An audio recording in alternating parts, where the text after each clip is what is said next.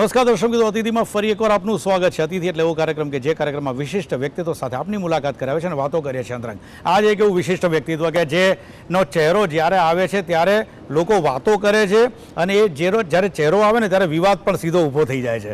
हमारी साथ है जो डॉक्टर MS जी, आपका स्वागत है। बहुत जी बहुत बहुत आशीर्वाद। पहली बात तो जो मैंने शुरू में इंट्रोडक्शन दिया कि जब भी ये चेहरा दिखता है ना तो लोग कहीं ना कहीं कुछ चर्चा करने तो लगते ही है, यानी कुछ ना कुछ ऐसा तो करना ही है, चाहे लाइमलाइट में रहना ही है।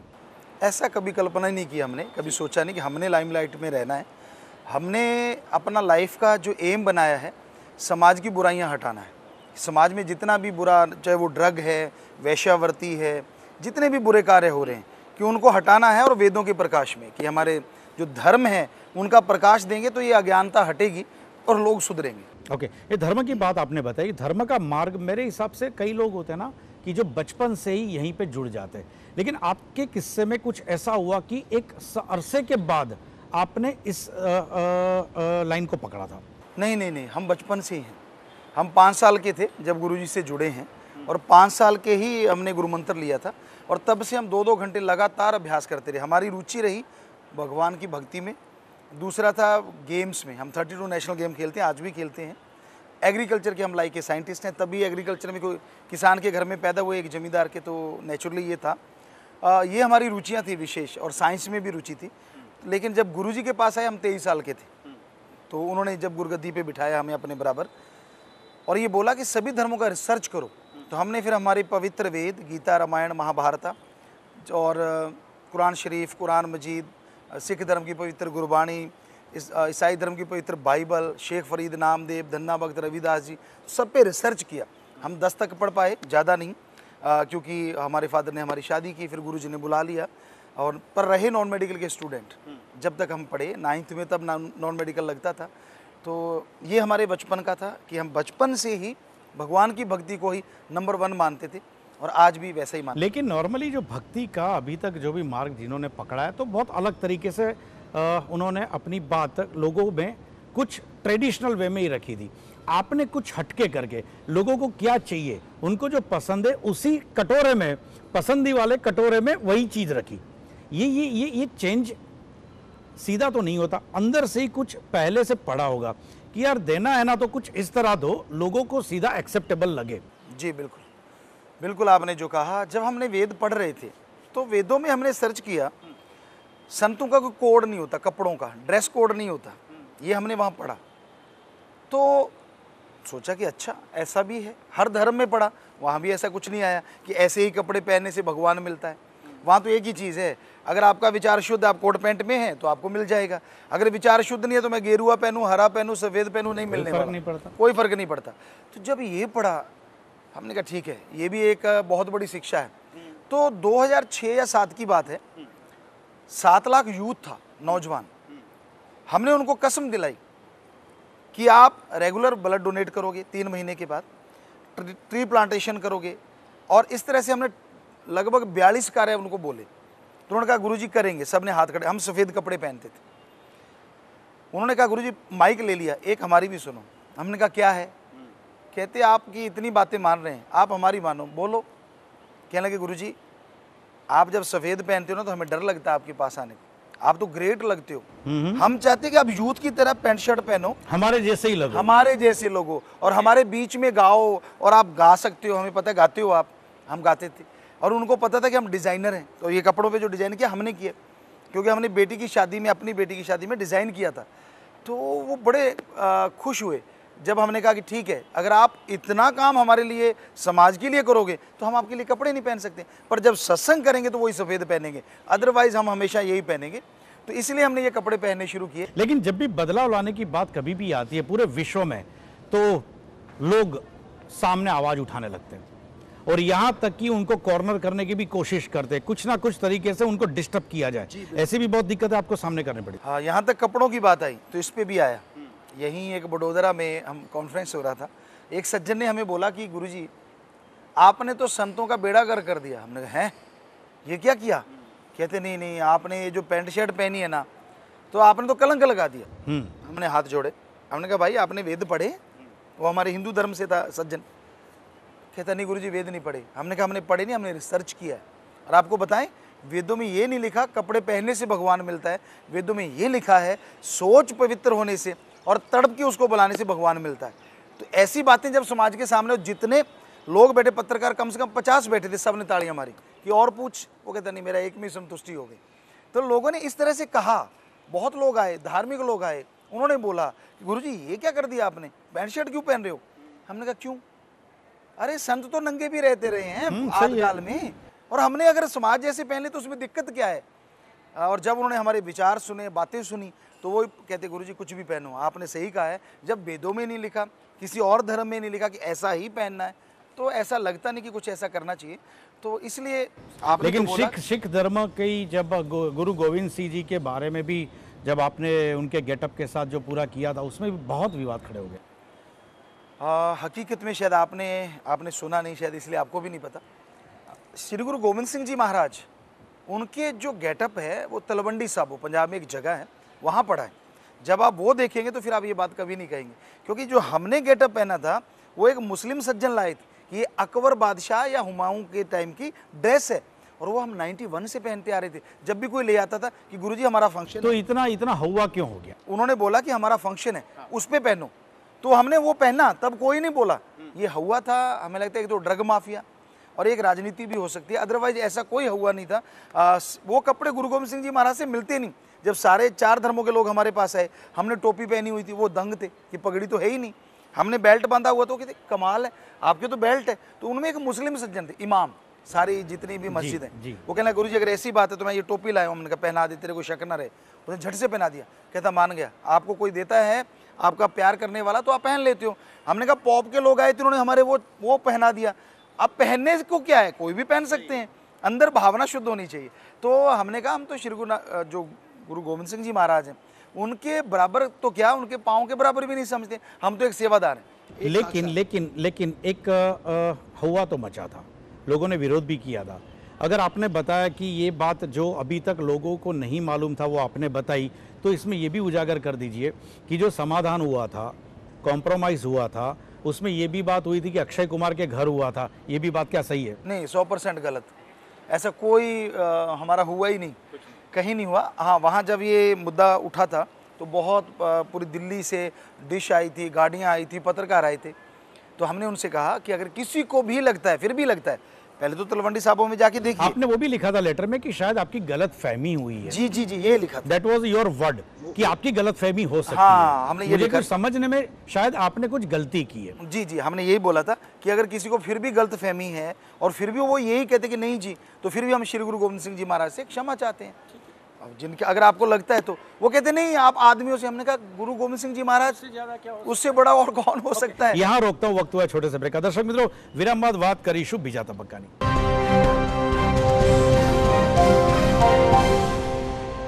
विराम बाद फरी एक बार स्वागत है आपનું कार्यक्रम अतिथिमा। बचपन से ही आपने बताया कि खेल का शौक, और पंजाबी हट्टे कट्टे, तो बहुत सारे स्पोर्ट्समैन को आपने टिप्स भी दिया है। जी, मेरे हिसाब से, जहाँ अगर मैं गलती नहीं करता हूँ तो कुश्ती वाले हमारे विजेंद्र जी को जी आपने टिप दिया था, और विराट कोहली को भी आपने कुछ बुला के टिप दिया था जब वो 25-30 रन में आउट हो जाता था। तो आपने कहा कि कुछ ये करिए, तो फिर तो उनकी इनिंग बहुत चलने लगी। जी जी, हाँ, जैसे आपने बोला कि हम असल में बेसिकली राजपूत हैं। हमारा जो महाराणा प्रताप हैं उनके भाई की औलाद है हमारा वंशज। हम आत्मकथा लिख रहे थे तो पता चला, और वो वंशज जाके श्री राम जी से मिलता है। हम श्री राम जी के वंशज हैं। तो गेम्स की बात, हम बहुत ज़्यादा गेम खेलते, 30 गेम नेशनल हम खेलते हैं आज भी। तो विराट कोहली की बात, वो पहले भी आया हमसे पूछने, लेकिन हमें शायद वो खेला वहाँ देखा, पर 2010 में वो आया। उसकी वीडियो आप चाहेंगे तो आप ले सकते हैं अपने चैनल पे चलाना। 2010 में वो आया, हमसे गुरुमंत्र लिया, और कि गुरुजी कैसे पावर आते हैं, हमने उसको समझाया कि ये चीज़ें। उसके साथ शिखर धवन था, नेहरा था, उन्होंने भी गुरुमंत्र लिया।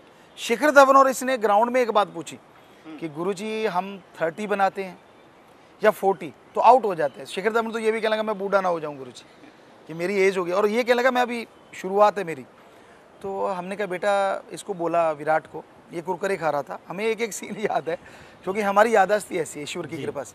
तो हमने उसको बोला कि बेटा तू पता क्या करता है, जब 30-40 रन बनते तुझे लगता है कि लो भाई मैं जम गया, अब मैं जो करूँ सो करूँ, तो वहाँ जाके नया शॉट क्रिएट करता है, और जैसे नया शॉट क्रिएट करता है आउट हो जाता है। तू पहले प्रैक्टिस कर उन शॉट की फिर खेल। कहता गुरुजी मैं तो मारता ही हूँ। तो मारता रहा है, इसमें डर क्या है? तो आपने देखा होगा जब वो इंडिया टीम में आया था सिर्फ मारता ही था, डिफेंस नहीं करता था। हमने कहा तू पहले सीख लेना ऐसी चीज़ें, शॉट वो बनाने सीख लो, फिर आप खेलते रहना। आज वो डिफेंस भी करता है। तो ऐसी टिप्स दोनों को ही हमने दिया था। दोनों का एक ही सवाल था कि आप ऐसा किया करो, अगर मारना ही आपको अच्छा लगता है तो आप मारो। हमारे बहुत से ऐसे प्लेयर हुए हैं जो आगे बढ़े हैं। तो 2010 से हमें लगता है आज तक वो ये काम कर रहा है, और ये हकीकत है। धर्म के साथ धर्म की बात आपने मतलब शुरू से ही ऐसा शायद आपने डिज़ाइन किया होगा कि जो भी ऐसी बरसों से रूटीन बातें जो है, जो कि सनातन सत्य भी है, लेकिन वो अलग फॉर्मेट में आती है, इसलिए शायद यूथ वहाँ तक नहीं पहुँचता था। यूथ तक अच्छी बात पहुँचाने के लिए हिंदुस्तान का सबसे बड़ा इफ़ेक्टिव माध्यम जो है फिल्म। तो आपने क्या उसी हिसाब से ये फिल्म इंडस्ट्री में अपनी बात रखने की जो सोची, या तो उसके पीछे और कोई भी और अलग आशय है कुछ? ये आशय तो था ही था 100%। लेकिन इस आशय को लेके हमने गाना शुरू किया था। पहले हमने, क्योंकि सत्संग करते थे पूरा गुजरात, पूरा इंडिया में, हमने तहसील तहसील तालुका हर जगह जाके आए। लेकिन जब हमने गाना शुरू किया तो क्लासिकल शुरू किया। लोगों को अच्छा लगा, लेकिन यूथ खिसकने लगा। हमने कहा अच्छा बेटा, छोड़ना तो आपको, पकड़ना तो आपको ही, आपको गिटार पकड़ लिया। फिर गिटार पकड़ा, जैज, हिप हॉप, रैप। और जस्टिन बीबर जो इंग्लिश के एक बहुत अच्छे गायक हैं, उनको शायद 1 या 2 प्लेटिनम प्लग का अवार्ड मिले, हमें 5 मिले गाने पे। यानी एशिया के हम फर्स्ट हैं कि एट द स्पॉट हम गा सकते हैं, बिना साज के, बिना सुर के। आप जो बोलेंगे हमारे ख्याल में, अगर हमारे वाला वो चीज़ है तो हम झट से गा देंगे, अगर याद नहीं तो वो एक अलग चीज़ है। तो वो गाना शुरू किया, लेकिन कुछ फ्रंट, हमने 130 कंसर्ट किए पूरी नाइट, 4 लाख यूथ होता था उसमें। जी हाँ, उसी की वजह से ये अवार्ड मिले हमें। तो जब हम गाते तो कुछ फ्रंट लाइन में बैठे होते हैं यूथ, एक बार वो दिखे नहीं। तो हमने शाम को पूछा बेटा कहाँ थे? तो वो 15 से 18 साल के बच्चे थे। कह रहे गुरुजी बो। अरे बो क्या कर रहा है, बता ना कहाँ थे? कहता जी वो फिल्म देखने गए थे। तो फिर डर क्यों रहा है? कहता मम्मी पापा को मत बताना गुरुजी। क्यों? उन्होंने बोला है कि ये तो गंदी चीज़ है। गंदी चीज़ नहीं देखते। अचानक क्लिक हुआ, फिल्म तो ये देखना छोड़ते नहीं, क्यों ना गंदी चीज़ की जगह भगवान की वाली चीज़ ले आए। माँ बाप भी कहेंगे बेटा जा देख। ओके। और एक जो हमारे मंत्र हैं वेदा के या जो भी हैं, उनको आज का यूथ समझना भी नहीं चाहता और वो समझ में आते भी नहीं। तो क्यों ना उनको सरल भाषा में, बिल्कुल सीधी और एंटरटेनमेंट के साथ, तो वो जल्दी से देखेंगे भी भाग के और सुनेंगे। और ये रिजल्ट 100% हमें मिला। फिल्म से पहले लास्ट संडे को वहाँ सत्संग होता है, हर संडे को होता है, पर लास्ट संडे की आपको बात बताते हैं। अगर हम अनाउंस करते तो 5 से 10 हज़ार लोग आते थे हर संडे लास्ट। अगर अनाउंस नहीं करते तो 5 से 7 हज़ार।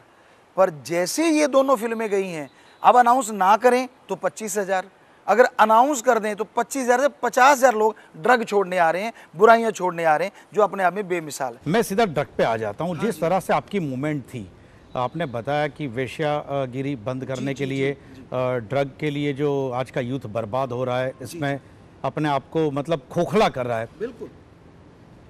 ड्रग और पंजाब,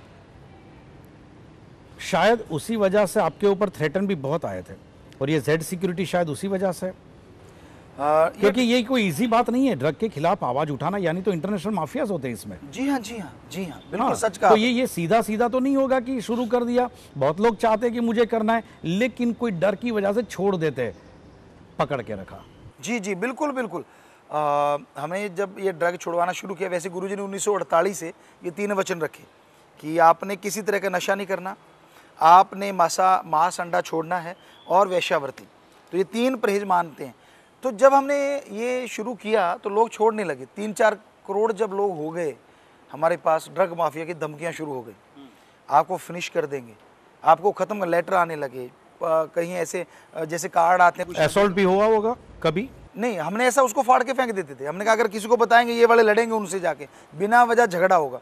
फिर एक बार हम यूपी में थे तो एक फ़ोटो आई, लड़के लड़की की थी, बिल्कुल नगन, और हमारा गला काट के उस पर फ़ोटो पे लगाया गया था। कहते ऐसे पोस्टर बांट देंगे अगर कल आपने सत्संग में ड्रग छुड़वाने का बोला।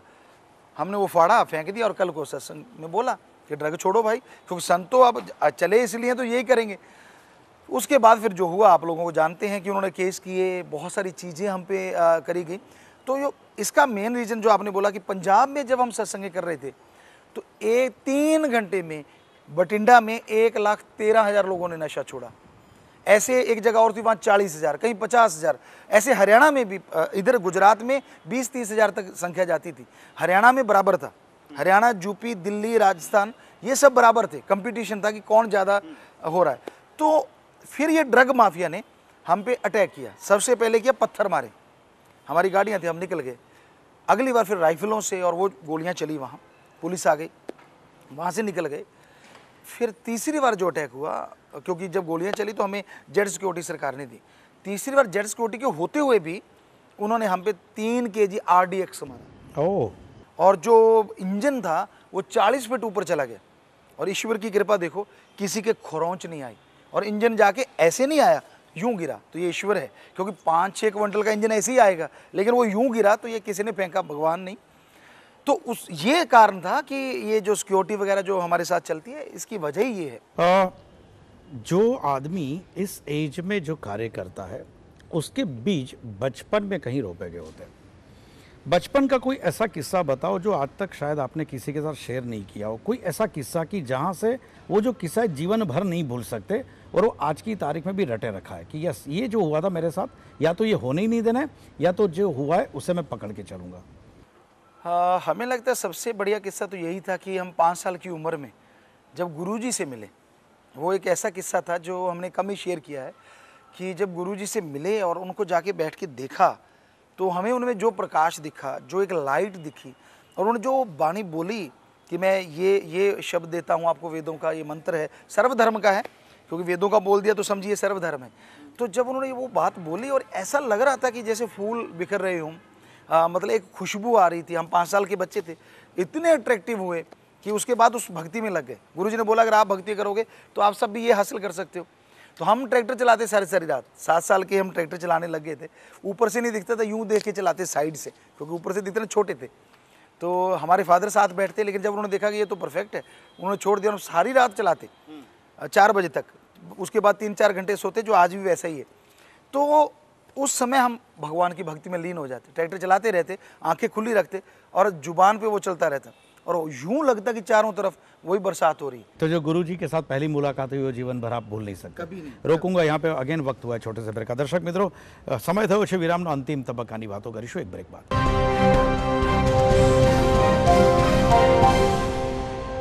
વિરામ બાદ ફરી એકવાર સ્વાગત છે આપનું કાર્યક્રમ અતિથિમાં। हिंदुस्तान पाकिस्तान का वॉर, जिस तरह से मूवमेंट चल रही है, अभी बातें चल रही है, आपका इंडिविजुअल ख्याल क्या है? हमने अभी 5-7 दिन पहले भी बोला था कि भाई इसका हल यही है कि या तो जो हमारा बॉर्डर है उसको सील कर दिया जाए। आज हाईटेक है बहुत कुछ हमारे पास, कि एक उधर से पक्षी भी इधर पर ना मारे। दूसरा है कि इस देश को आतंकवादी देश घोषित कर दें पूरे जोर शोर से, ताकि अगर पाकिस्तान को आतंकवादी देश हो जाएगा, राशन पानी नहीं आएगा, तो वो उनके नेता भी और उनके नागरिक भी अपने आप सुधरते चले जाएंगे। और तीसरा, हमने एक टीवी चैनल पे ये बोला था कि अगर हो सके तो अगर वो छापा मारी, हमारे टाइम में कहते थे, पुराने टाइम में अपने भारत का मशहूर है छापे मार युद्ध, अगर वो ऐसा छापे मार आतंकवादियों को भेजते हैं तो क्यों ना हमारे भी ऐसे ही किया जाए। तो हमें बड़ी खुशी आज आपके जरिए से हम मोदी साहब को बहुत बहुत साधुवाद कहते हैं, आशीर्वाद भेजते हैं कि उन्होंने जो कदम उठाया है ये बहुत ज़रूरी था। अगर वो कदम ना उठाते तो हमारे नागरिक पता नहीं कितने मारे जाते। और रही बात युद्ध की, ये युद्ध बहुत खतरनाक है, ये नहीं होना चाहिए हमारे अकॉर्डिंग। जहाँ तक कान पकड़ के काम चलता है, कान पकड़ लो, एक चमाट मार के काम पत्ता है तो चमाट मार बढ़िया है वो बढ़िया। सेल्फी खींचने का बहुत शौक है जी। हमने अभी ट्विटर पे भी आपका देखा, जो आप बात कर रहे थे, किसी से 7 मिनट का वीडियो है, आप वीडियो पे बात करते रहो। तो ये शौक भी, मतलब यूथ को जो पसंद है तो वही करते रहो। जी जी जी जी, बिल्कुल आपने सही पकड़ा कि यूथ चाहता है जो चीज़ें वो हम करते रहते। तो ये बेटी साथ आई, कहती पापा पेरिस्कोप करो, तो वो पेरिस्कोप पे शुरू हो गया। अभी हम करते आ रहे थे कि हम वहाँ पहुँच गए हैं, हम ये कर रहे हैं, वो कर रहे हैं। तो इससे उनको क्रेज आता है, वो बड़े उत्साहित होते हैं, बड़े खुश होते हैं यार, क्योंकि उन्होंने साथ में ये भी कहा था कि जो हम यूथ नहीं कर पाते आप वो भी करो। तो हम जो स्टंट करते हैं, मुंबई से कई फाइट मास्टर साथ लेके आते हैं स्टंटमैन को, उनसे नहीं होता। ओके। हालांकि वो 18-20 साल के होते हैं और हम 50 साल, तो उनको करके दिखाते हैं, ले बेटा हम कर देते, कौन सी बड़ी बात। तो उनकी आंखें फटी की फटी रह जाती हैं। मेरे हिसाब से पूरे हिंदुस्तान में एक ही बाबा ऐसे होंगे, नॉर्मली कोई भी बाबा जो है हिंदुस्तान के, वो जब भी कोई शॉप में या मॉल में जाते होंगे ना, तो लोग कहते होंगे अरे यार ये जाके माला खरीदेंगे ये, लेकिन वो चाहते हैं कि अगर ये बाबा है ना तो 15-20 शर्ट टी शर्ट खरीद लेंगे, पैंट खरीदेंगे और ख़ास करके शूज़ पे तो आपकी चॉइस अलग ही होती है। जी जी, आपने जो कहा वो सही है, क्योंकि तो मॉल वाले खुश हो जाते होंगे, चलो बाबा है आज अपना टारगेट पूरा हो जाएगा। नेचुरली, क्योंकि हम बेटियां होती हैं तो साथ चले जाते हैं कि चलो बेटा, और हमारे लिए भी खरीदते हैं। और होता क्या है, जब हम डिज़ाइन करते हैं, जैसे ये डिज़ाइन कर दिया, आपके सामने पहन लिया, टीवी में आपके आ गया, तो फिर ये हम ये करते हैं कि ये यूथ को देते हैं कि ले बेटा तू ले ले, और उसके बदले में जो पैसा देते हैं वो हम, जैसे थैलेसीमिया के मरीज़ हैं या किसी गरीब की बेटी की शादी नहीं होती, उसमें वो पैसा लगा देते हैं। तो इसलिए हम शर्ट ज़्यादा खरीदते हैं कि डिज़ाइन कर देंगे। और हमारे ये भी, वो कहते हैं ना, एक लालच होता है कि अगर इसको कोई खरीदेगा तो हम इससे लोगों का भला होगा, तो इसलिए मॉल से ये चीज़ें लेते हैं। वरना हमें ऐसा कुछ नहीं था, पर यूथ ने ये सब करने के लिए हमें। कलरफुल कपड़े पहनने का शौक है, लेकिन फिर भी एक फेवरेट कलर तो होगा अपना। फेवरेट कलर हमारा वाइट ही है, जो गुरुजी ने दिया था। जब फिल्मों में एंट्री ले ही ली है, गाना भी गा लेते हैं आप, लिख भी लेते हो गाना, स्क्रिप्ट भी, स्क्रीन प्ले भी लिख लेते हो, एक्शन भी अपने हिसाब से डिसाइड कर दो। पूरी इंडस्ट्री की बात करें फिल्म इंडस्ट्रीज़ में, तो फेवरेट एक्टर कौन सा है आपका? हमने असल सच्चाई जो बताएं, क्योंकि एक संत हैं तो झूठ तो बोल नहीं सकते। सच ये है कि हमने सिर्फ एक फिल्म देखी थी पहले, हम किसी की फिल्म नहीं देखते, कोई एक्टर नहीं, क्योंकि हमारा अगर कोई फेवरेट है तो वो सिर्फ भगवान है, वही अंदर से हमें ख्याल देते हैं। तो फिल्म देखी थी पहली कौन सी देखी थी? हाँ, फिल्म का नाम नहीं याद, पर एक किस्सा याद है कि हम गेम खेलने गए थे वहाँ, क्रिकेट और कबड्डी नेशनल स्टाइल दोनों, क्योंकि दोनों के हम कैप्टन थे। तो हमने बच्चों को बोला क्या आप नशा छोड़ोगे? जो हमारे साथी थे, टीममेट्स, कहते तू फिल्म देखेगा? उनको पता था हम नहीं देखते। हमने कहा आप पक्का वायदा करते हो? कहते हाँ, अगर आप फिल्म देखोगे तो हम आपके साथ जाके नशा छोड़ेंगे, गुरुजी से गुरुमंत्र लेंगे। हमने कहा और क्या चाहिए। अच्छा, तो नशा छुड़वाने के लिए उनके साथ फिल्में देखी थी, बहुत अच्छा। अभी एक गाना अच्छा सा सुनना चाहते हैं, मतलब कोई भी फिल्मी गाना जो आपको पसंद है, जहाँ बैठे बैठे कभी कभी गुनगुनाने को मूड करता है, ऐसा कोई गाना? हाँ, हमारी ही फिल्म का एक सॉन्ग है जी। हसीन वादियों में सफर पे हम हैं, आ रहा मजा है, नाचे जम जम है। बहुत अच्छे, थैंक यू वेरी मच, हमसे बात करके बहुत बहुत शुक्रिया। दर्शक मित्रों, आती खास बात बाबा राम रहीम इंसान के साथ अलग જ વ્યક્તિત્વ, અને એમની સાથે જ્યારે વાત કરીએ ત્યારે તેમના વિશે વાંચેલું ને સાંભળેલી વાતો છે ને બધી જ ક્યાંક એક સાથે ઢેર થઈ જાય છે, કારણ કે એક અલગ જ કેરેક્ટર જ્યારે એમની સાથે મળી જાય ત્યારે બહાર આવે છે। ફરી મળીશું નેક્સ્ટ એપિસોડમાં એક નવા અતિથિ સાથે, ત્યાં સુધી રજા આપશો, નમસ્કાર, thank you very much, thanks again.